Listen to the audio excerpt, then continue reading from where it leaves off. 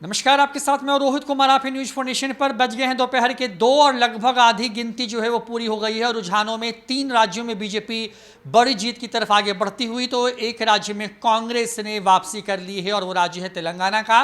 कुल 5 राज्यों में विधानसभा के चुनाव हुए। मिजोरम के चुनावी नतीजे कल आएंगे, लेकिन 4 राज्यों के चुनावी नतीजे जो हैं वो आज आना शुरू हो गए हैं। और जो रुझान है उसमें प्रचंड जीत की तरफ बढ़ती हुई दिख रही है बीजेपी। मध्य प्रदेश में, राजस्थान में भी क्लीन स्वीप करती हुई नजर आ रही है लगभग। छत्तीसगढ़ में जो किसी ने सोचा नहीं था, वहां पर भी बीजेपी ने कमाल कर दिया है। और बड़ी बात यह कि तेलंगाना में जो केसीआर हैं उनको सत्ता गंवानी पड़ रही है और कांग्रेस वहां पर आने में कामयाब हुई है। राहुल गांधी का मैजिक तेलंगाना में चला, लेकिन बाकी के 3 राज्यों में पूरी तरीके से फेल हो गया। तो मोदी के नाम पर जो है देश के 3 बड़े राज्यों ने मोहर लगा दी है। चुनावी नतीजे आपके सामने हैं, जो टेलीविजन स्क्रीन से उस पर। सबसे पहले शुरुआत करते हैं तेलंगाना से, जो कि दक्षिण का राज्य है। वहां पर कुल सीटें 118। वहां की बात करें तो कांग्रेस जो है वहां पर 63-64 के आसपास में एक एवरेज जो टैली है उसकी वो आ रही है। वहां पर जो बीआरएस है, जो केसीआर की पार्टी है, उसने 41 सीटें उसके खाते में अभी फिलहाल आती हुई नजर आ रही हैं। 47 सीटों का नुकसान हुआ है वहां पर। और बीजेपी के लिए कमाल की बात यह है कि पिछले विधानसभा चुनाव में जहां पर बीजेपी के खाते में सिर्फ 1 सीट थी, वहां पर अब बीजेपी इस बार 6 सीटों के साथ आगे आ रही है। और ओवैसी का हाल बेहद बुरा है तेलंगाना में, क्योंकि वहीं हैदराबाद के आसपास की वो पार्टी है और वहां पर इस बार मुंह की खानी पड़ी है ओवैसी को। और ऐसा लगता है कि वहां पर जो मुस्लिम वोट बैंक है वो एक तरफा जो है वो ट्रांसफर हुआ है कांग्रेस की तरफ। दूसरी तस्वीर निकल के सामने आ रही है मध्य प्रदेश की। मध्य प्रदेश में 230 सीटें हैं।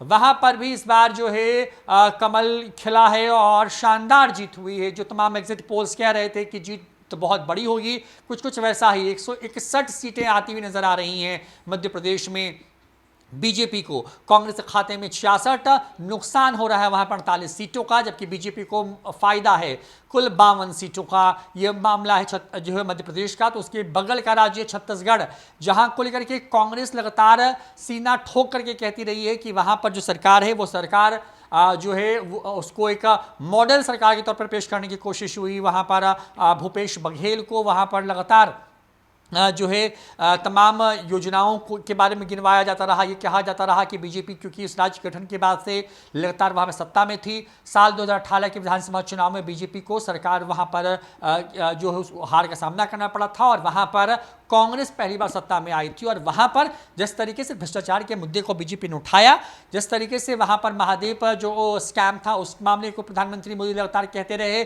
वहाँ पर जिस तरीके के आरोप लगते रहे कांग्रेस के नेताओं को और के ऊपर में सरकार में शामिल जो लोग हैं उन लोगों पर, तो वहां से एक बड़ी खबर सामने आ रही है कि वहां पर छत्तीसगढ़, क्योंकि यहां के बारे में तमाम एग्जिट पोल जो है वो उल्टे साबित हो गए हैं। तमाम एग्जिट पोल में ये था कि कांग्रेस 55 के आसपास में आएगी, जबकि ये फिगर बीजेपी का आ गया है वहां पर।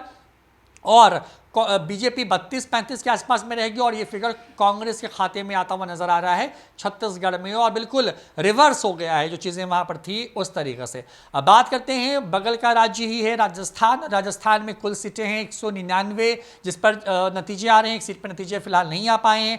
बीजेपी को 114 सीटें वहां पर मिली हैं और कांग्रेस के खाते में वहां पर 69 सीटें आती हुई नजर आ रही हैं। कुछ जगहों पर ये 69 से 71 के बीच की टैली है और बीजेपी के पास 112 है, क्योंकि सरकार बनाने के लिए वहां पर 101 का आंकड़ा चाहिए।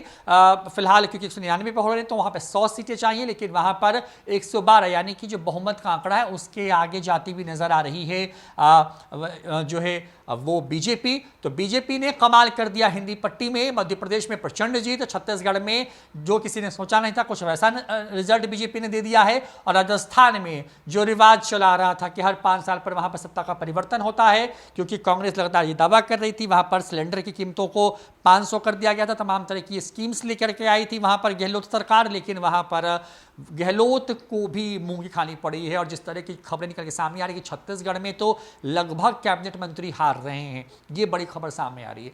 तो क्योंकि इस पूरे इन चुनावों को जो है सत्ता का सेमीफाइनल कहा जा रहा था, 24 में लोकसभा के चुनाव होने हैं, उन चुनावों से पहले। और ऐसे में जो 4 राज्यों में चुनावी नतीजे आ रहे हैं वो बीजेपी के लिए उसको खुश करने वाले हैं, क्योंकि 18 साल से लगभग जो है वहां पर शिवराज सिंह की सरकार है मध्य प्रदेश में, वो प्रचंड जीत की तरफ है।